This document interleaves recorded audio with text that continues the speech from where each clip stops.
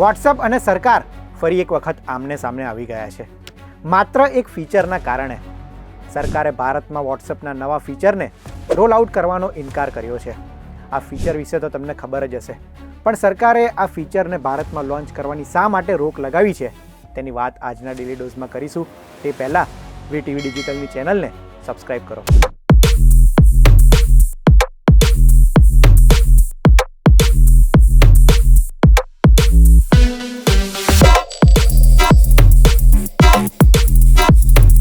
દુનિયાની સૌથી લોકપ્રિય મેસેજિંગ એપ ભારતમાં વોટ્સએપના 50 કરોડથી વધુ યુઝર્સ છે, એટલે કે અડધું ભારત વોટ્સએપ વાપરે છે. પરંતુ વોટ્સએપ અને સરકાર વચ્ચે ઘણી વખત ચકમક થાય છે. તે વોટ્સએપની પોલિસીની કારણે કાં તો વોટ્સએપમાં કોઈ નવું ફીચર લોન્ચ થવાનું હોય તેના કારણે. આ વખતે પણ કંઈક આવું જ બન્યું છે. તાજેતરમાં વોટ્સએપ એક નવું ફીચર લઈને આવ્યું છે, જેનું નામ છે યુઝર નેમ ફીચર. આ ફીચરને લઈને જ વિવાદ શરૂ થયો છે.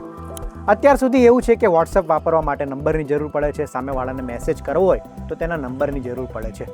મેસેજ મારફતે જ આપણે સામેવાળા સાથે સંપર્ક કરી શકીએ છીએ.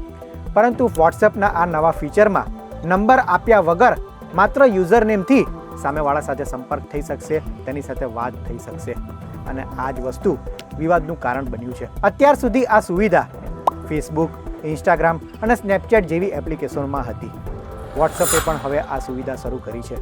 આના માટે તમારા વોટ્સએપમાં તમારે સેટિંગ્સમાં જવાનું રહેશે, ત્યારબાદ એકાઉન્ટ્સમાં જવાનું રહેશે અને એકાઉન્ટમાં ગયા બાદ યુઝર નેમનો એક ઓપ્શન આવશે, જેમાં તમે તમારું યુઝર નેમ સેટ કરી શકો છો.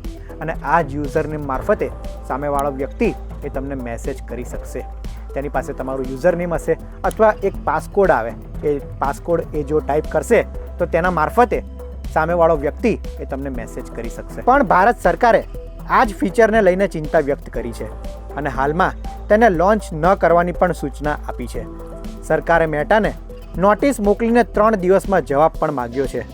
સરકાર હાલમાં આ ફીચરના તમામ પાસાઓની સમીક્ષા કરી રહી છે. સરકારનું કહેવું છે કે વોટ્સએપ પર નંબર છુપાવીને સામેવાળો વ્યક્તિ જો મેસેજ કરશે તો સાયબર ઠગ માટે છેતરપિંડી વધુ ઇઝી બની શકે છે, જેને જ લઈને ચિંતા વ્યક્ત કરવામાં આવી છે.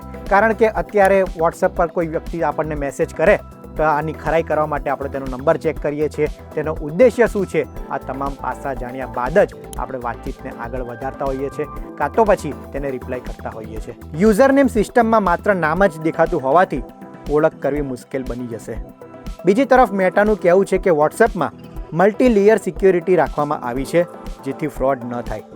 લોગિન કરવા અથવા નવું એકાઉન્ટ બનાવવા માટે પહેલાંની જેમ જ મોબાઈલ નંબર નાખવો ફરજિયાત રહેશે. એટલે કે મેટાનું કહેવું છે કે નંબરની રિક્વાયરમેન્ટ સંપૂર્ણ દૂર નથી થવાની અને સાયબર ઠગની ઓળખ માટે યુઝર નેમને ટ્રેસ પણ કરી શકાશે. ઇન્સ્ટાગ્રામ, ફેસબુક અને ટેલિગ્રામની જેમ વોટ્સએપે પણ યુઝર નેમ ફીચર લોન્ચ કર્યું છે, જેમાં સેલિબ્રિટી, મોટી બ્રાન્ડ્સ અને સંસ્થાઓના યુઝર નેમ પહેલેથી જ રિઝર્વ રાખવામાં આવશે, જેથી અન્ય કોઈ વ્યક્તિ ફેક એકાઉન્ટ બનાવીને મિસયુઝ ન કરે. મેટાએ 29 જૂન 2026થી વૈશ્વિક સ્તરે યુઝર નેમ બુકિંગ શરૂ કરી દીધું છે, પરંતુ ભારતમાં આ ફીચરની સુવિધા હાલ નહીં મળે.